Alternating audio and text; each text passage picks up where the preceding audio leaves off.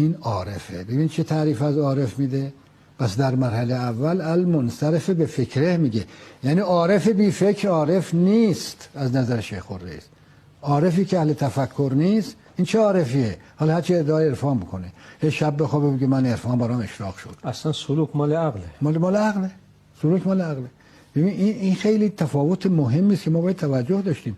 بعضیا از دست تنبلی که حوصله فکر و تفکر و اصلا با عقل سر کار ندارن خودشونو میزنن به عرفان. فکر کنه اصلا عرفان اینو تنبلی فکری میدونن. در عرفان تنبلی ما نداریم. اصلا بی فکری یعنی تنبلی. ببین آخه بعضی آدما، من اینجا ناچارم اینقدر توضیح بدم، فکر کنه آدمی که خوب کار نمیکنه تنبله. تنبلی یه وقت تنبلی تنه که اینم میشه، خب والله حوصله نداره کار کنه، میخواد استراحت کنه بخوابه. یه وقت تنبلی فکره. کدوم خطرناکتره؟ فکر. تنبلی فکر خطرناکتر. اصلا حوصله فکر کردن نداره، چون سخت تفکر خیلی سخته. نه کار بدنی چندان سخت نی. وقتی خسته شدی میری استراحت میکنی. به همین خاطر تفکر و ساعتین افضل من عبادت سر. آفرین بر شما. تفکر سخته. بعضی یه تنبلی فکری دارن. اون وقت یه حرفی هم هست، من دیدم یک فیلسوف غربی حرف قشنگی زده. یه حرفی هست که شایعه در بین مردم و صورت حق به جانبی داره. اینو من نقل کنم. شما الان بشنویم که خب حرف خوبیه. میدونی چی میگن مردم؟ میگن هر کسی حق دارد هر عقیده‌ای داشته باشد. این خیلی بوی دموکراسی میده دیگه. خب هر کسی حق داره عقیده‌شو داشته باشه، آزادن مردم. حرف ظاهر قشنگی داره. بله ما هم حرف نداریم. حالا هر کسی داره عقیده خودشو داشته باشه. حرفی نیست. اما یک تنبلی وحشتناک در این فکر است. متوجه تنبلی این نیستن. هر کسی حق داره عقیده خودشو داشته باشه. ما حرف نداریم. خب داره تام کارش هم نمیشه. اما این نباید یه قدر فکر کنه رو عقاید خودش، رو اندیشه‌های خودش نباید فکر کنه. تنبل نمیخواد فکر کنه. یه چیز از باباش و مامانش و از محیطش آموخته، میگه همین خوبه دیگه. ما حق داریم همین داشته لا دین لمن لا عقل له. لا عقل له. خب اگر اینه که هر کسی حق داره همونطور که فکر میکنه راحت باشه، خب پس یه تصویر کلی برای همه مردم بر حق. پس همه مردم عالم بر حقن.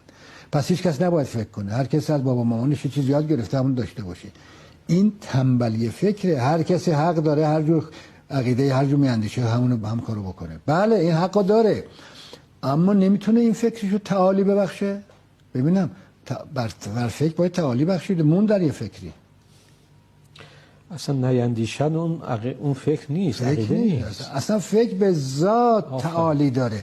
فکری که توش تعالی نباشه آقای راجانی فکر نیست. بله. ببین ممکنه مثلا این میز الان در یه حدی همینه که هست که تعالی نداره، این میز همینجاست که هست، اما فکر نمیشه بگی یه حدی هست که بالا. اصلا اون فکر نی. اگر در ذات فکر تعالی هست، مثل آتش هم طور میسوزه نمیره. فکر خود به خود جوشانه، خودجوشه، تعالی توش هست. بنابراین ما میخوام این مقدمات رو برای میگم که سخن عمیق شیخ الرئیس رو بفهم که چقدر زیبا فرموده. المنصرف به فکره الی قدس الجبروت. حتی عارف باید تفکر کنه، اندیشه داشته باشه، تعقل کنه. عارف بی عقل عارف نیست، دروغه.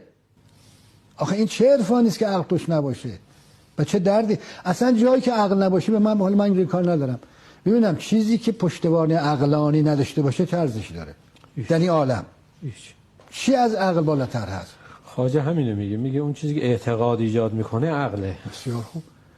تازه اگر اعتقاد مستند عقلی نداشته باشه آخه چه ارزشی داره؟ این همه عقاید باطله در عالم هست، اینا چه ارزشی دارن؟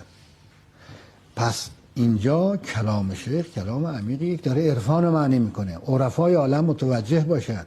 خود شیخ کمتر از هیچ عارفی نیست. حالا میگن فیلسوف مشایی، بی خود میگن. شیخ فیلسوف بزرگی است و عارف بزرگی. اینو من نمیگم، عرفا گفتن. این ابو سعید ابوالخیر که عارف بزرگه درباره شیخ گفت اون مقام عرفانیش از من بالاتره. خیلی حرف عجیبی زده، مراجعه کنید به کتاب ابو سعید، اون گفته، من حرف اونو نقل میکنم. پس شیخ زمینه که فیلسوف بزرگه، عارف بزرگی هم هست، داره معنی میکنه المنصرف به فکره الی قدس الجبروت. تعقل در همه چیز لازمه، از پایین ترین چیزها تا بالاترین، که عرفان بالاترینه. در اونجا تفکر و تعقل و اندیشیدن درست، منتهاش اندیشه خالص. یعنی المنصرف لا قدس الجبروت، نه اندیشه در امور جزئی پست پایین. خب اینا رو همه کس میتونه. اندیشه وقتی بکنه از امور جزئی دانی پست و میره به سمت قدس جبروت حرکت کنه، این عرفانه.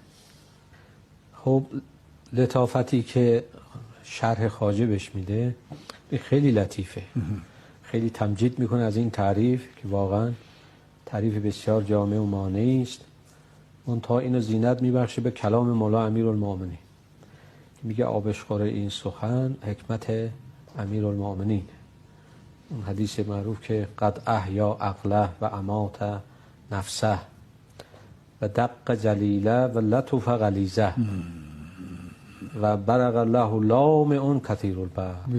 کاملا همین لطف غلیظه آقای این در این جمله خواجه و که از حدیث نه. احیا عقله خیلی معنی میده. احیاء عقل یعنی مردم بسیار نکن، حالا بعضی از مردم عقلشون مرده است، یعنی خودشون مردن، حیات معقول ندارن. البته عقل هیچ وقت نمیمیره، اینا مردن، حیاتشون معقول نیست. اینا حیات معقول ندارن، پس عقل در اینا فعال نیست.